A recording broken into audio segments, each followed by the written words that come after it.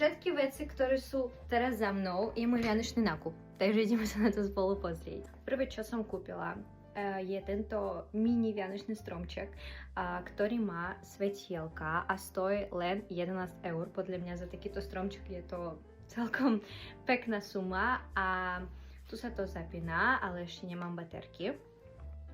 Takže potom, keď to budem mať, to vidíte určite na mojom Instagrame. Ďalej som kúpila ešte aj takéto dekorácie, že to dám na nejakú poličku. Niekto z týchto je manžel, niekto z tých je syn a niekto ja. No a poslednú ozdobu, ktorú som tiež našla v Pepku. Pozrite sa, to je úplne krásne. Toto chcem dať niekam na dvere a stálo to 6 eur.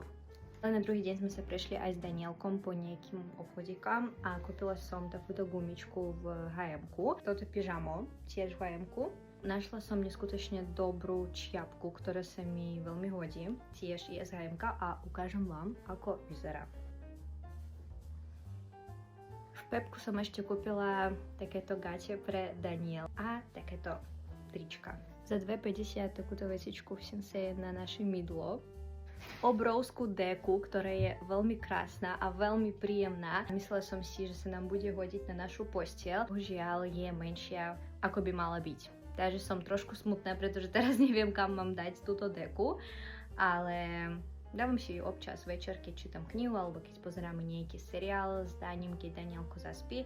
A je veľmi cute. A tiež som kúpila v Sinsei aj takýto koberec do vane. V H&M-ku som ešte našla takéto krásne ponožky. Danielkovi som kúpila aj takú novú hračku, lebo teraz veľmi rád pozoruje rôzne kartičky, knížky a tak ďalej. Celkom sa tak dobre rozvíja, všetko sa mu páči. Túto hračku sme uvideli u našich kamarátov a veľmi sa mu páčila, síce od 2 rokov, ale nevadí, on miluje bager, traktor a všetko, čo s tým súvisí, takže obdivuje tieto kartičky. Kúpila som mu aj takéto omaľovanky, jedna je taká, že treba kresliť vodou, ale Daniel tu kreslí samozrejme nie len vodou.